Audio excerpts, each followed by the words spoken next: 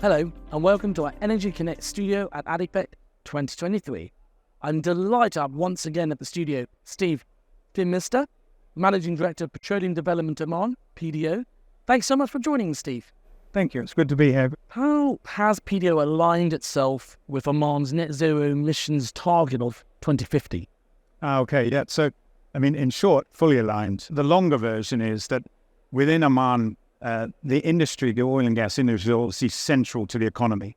And PDO is a large part of that industry. So on two fronts, we've got an alignment and an obligation on the economy.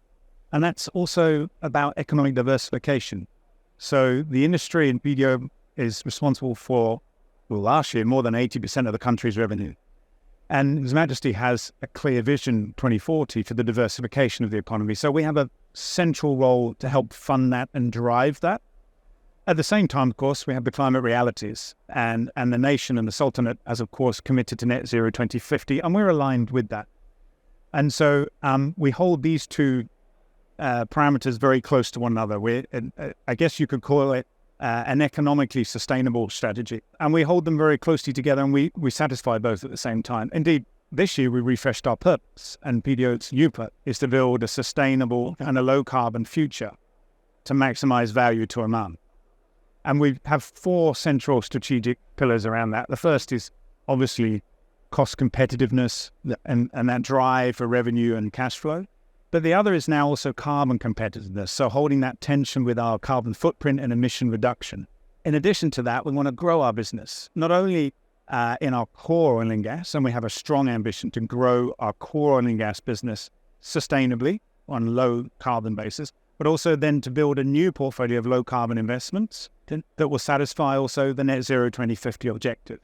So it's kind of sits within that energy trilemma that we talk about: security, affordability, and sustainability. But we have two key objectives that we align with the Sultanate of Oman. That's really interesting, Steve. And I think it goes under PDO. Yeah, you just meant a transformation journey. How is that going? And when did you announce that? And how far are you along that road? Yeah, no, great question. And of course, it feels like you've never in that story. But we started with our new purpose and refresh our strategy late last year. So after you and I met last time, so late last year, the board approved that. And through 2023, what we've now been doing is essentially rewriting a lot of our operating model. I call it operating model. I'm talking about our systems, our processes, our structures. So, for example, we've completely stripped down how we do contracting and procurement and modernized that. We've changed our hydrocarbon maturation process, end-to-end hydrocarbon maturation, to halve the cycle time. We've introduced new vision and strategy on digital, new governance from the board right down to the workplace and the coalface. So a lot of change in what I call our operating model and how we go about doing work. And that goes hand in hand with the new purpose and strategy. But what I've also done this year with my leadership is we've started to pay a lot more attention to what I call the software, so the human side. And if I think about systems and processes and strategies as the hardware, we're looking now at also our culture and our ways of working and us. So we're investing heavily now in the commerciality of our people, commercial mindset, our leadership capability, but also culture in the sense of our mindsets and beliefs. How do we get work done? How do we collaborate together? Trying to drive decisions in the organization to the lowest possible level, to speed up and to increase the quality of decisions, empower people more to do their work in a new and a different way. That's quite a long journey, but I find it super critical alongside the boxes and lines and the structural things you do. Very important to work also with our people, and we're collaborating strongly with our staff to define that. So it's exciting, it's interesting. I find there's a lot of visible and invisible, there's a lot of tangible and intangible, but all of those things have to work together in harmony. But it's a fun journey. It's really interesting to hear, Stephen. As I said, sounds like it'll be a long journey, but sounds like you're starting the right way. And I wanted to touch on what you see some of the hurdles that the industry faces on, when it comes to decarbonisation. Yeah. And actually, let me start by saying that within PDO, because of our new strategy, we have formulated a very robust decarbonisation roadmap. We've committed to net zero 2050, but also to halve our emissions by 2030, using 2019 as our base. It's interesting being at ADIPEC, talking to a lot of the leaders of the industry about what those hurdles and challenges are. I think most of us are seeing a challenge from capital intensity and long-term capital investment. Now, we're quite used to that in the oil and gas industry, but now we're also seeing it in the abatement and in the low carbon sector. And in the low carbon investments, that comes with a very immature market. So demand, whether it's hydrogen or ammonia, whatever it may be, the demand side is nascent. It doesn't exist today. There's no marketplace. So you're looking at very, very long-term capital-intensive investments without any certainty or guarantees in the marketplace. I think in addition, we're starting to see also technological challenges. So the creaming curve exists. A lot of what we're doing in abatement today and reducing a Scope 1 or Scope 2 emission is clear. But for the longer term in the low carbon fuels and CCUS and the like, there are technology challenges that have yet to be cracked. And a lot of the guys here at ADIPEC are pushing their technology rightfully so and driving that. I think otherwise there's a big shift in skill and competence base.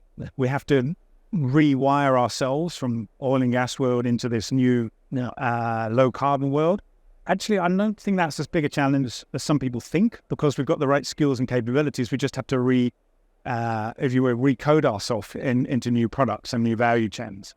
The other thing that we all face in the oil and gas industry is a little bit about societal understanding and awareness and pressure. We feel it every day, whether it's on the political side or society at large. You read it every day in the newspapers. That's something we need to do something about, to shift that narrative and convince people in the broader society that we are part of the solution.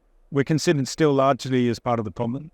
I wonder and I hope whether COP28 here in Abu Dhabi or in Dubai in the Emirates can help with that and make a change. And I know that the ADNOC team and Dr. Sultan as the president of COP28 are working hard to try and help change that. We consider ourselves in the industry as part of the solution, not just part of the problem. Absolutely, Stephen. I think that is the key message that needs to get across. And I want to touch on 2 points. I'd like to hear more about the investments you sort of talked about there. And then also to get on sort of training and talent, which I know is a big part of PDO does. And, so maybe we can have that as a second question. Absolutely. So on decarbonisation, as I said, we made the 2050 net zero commitment and halving emissions by 2030. So we've now mapped out a pathway how we're going to get there. Now, can I say today that we're going to get to net zero definitively? No, I don't have clarity on that yet, but getting to 50% by 2030 is a challenge, but we think we can get there. We emit around about 10 or 11 million tons of CO2 equivalent a year from PDO, about 10% of Oman's emissions. We need to get that to 5 or 6 by the end of this decade. It's a big ask. More than 60% of that comes from power generation. We've earned hydrocarbons to generate power. I've set an objective for 50% of our power to come from renewables by 2030. Currently today we're only at about 10 or 11%, but we're investing heavily in solar and in wind so that we can get to that 50% objective this decade. In flaring, over the last 3 years, we've reduced our flaring levels by 45%. We will achieve the end of routine flaring before the 2030 deadline. We'll make it about 2027, 2028, but equally focused on the non-routine as well as routine flaring. On methane, which is a big subject now, of course, we have an extensive LDAR, so leak detection and repair program. So we've combined GHG satellite with drone technology and ground-level infrared. So we have a strategy I call find small, fix small. So we have teams that are out in the field, in PDO, finding methane leaks and addressing them there and then, literally, so that we can reduce emissions from methane. We've already achieved the OGMP 2%, but we've signed up to OGCI as near zero by 2030. So we're going to push very hard on the methane problem. Water is an issue for us. We produce nearly 10 barrels of water for every barrel of oil. So we've invested in a number of nature-based solution projects at REMA and NIMA, reed beds and organic bacterial treatment, so we can clean up the water and then we use it for agriculture. We use it principally for His Majesty's 10 Million Trees project, so we support that with our produced water once we've cleaned it up. And we're looking at all other kinds of water investment too. Obviously, energy efficiency and energy management is a big part of our system. So it's if you will, it's a full court press in order to achieve the halving of emissions by 2030. What we're now also looking at is how can we apply new technology into our main core oil and gas business. Okay. So PDO, for example, is unlikely to be a producer of hydrogen. That's not within our strategy. But we want to be a consumer. So if I can stop burning hydrocarbons and, for example, find ways, perhaps I generate a lot of steam. and we use that to mobilize oil in secondary and tertiary production. If I could find hydrogen-fired steam boilers rather than burning gas, that would be a major breakthrough for us. Similarly, we're working intensively on CCUS. So we're running a trial currently on CO2 enhanced oil recovery. We think we've got a big portfolio of EOR using CO2, and we're going to replace gas for pressure support. Well, ultimately, PDO will be a significant investor in CCUS. So, as I say, it's a big program, it's a big portfolio, but you have to maintain that and sustain that alongside your core oil and gas production business. We intend to grow our production base well above 700,000 barrels a day. Okay. But we have to do that whilst halving our emissions. Right. And same as everybody else here at ADIPEC, that's our challenge. Fascinating to hear, Steve, and how you explain that in quite a lot of detail. PDO has always put a lot of emphasis on training, building talent. Why is this so important, and what milestones have we hit this year, but also where you see it going? Yeah, thanks. It's always been very important to us, talent development, not only for PDO, but also for the industry at large in Oman, but also for the country. A lot of the country's leaders and ministers are ex-PDO. We start our support and talent development very early. As it has volleys come out of school, scholarships since the 1980s, we've taken through universities. Also now undergraduate training and experience through JAD and NDAD. We have large program for getting industrial experience and training for undergraduates. We invest significant amounts in our diversity and inclusion agenda and also promoting female talent into the field and into our operations. Again, the last 5-10 years, we've won several awards at ADIPEC for these programs, and we sustain them. We'll continue to invest heavily in our talent. I'm looking to drive strong leadership, cadre, but also stronger commercial mindset, and we're investing in both internal and external programs for that. We have a whole academy and learning development program within PDO. We also partner externally with a number of the big business schools around the world. And we will go on doing that because we have to continue to repurpose and recode ourselves, not only for leadership, but also because of the energy transition challenge. Thanks a lot for coming down to the Energy Connect studio. Thank you. Yes, welcome. Good to be here. Good to see you. Thanks everyone for watching, and I look forward to bringing more studio interviews from the show floor in the coming days.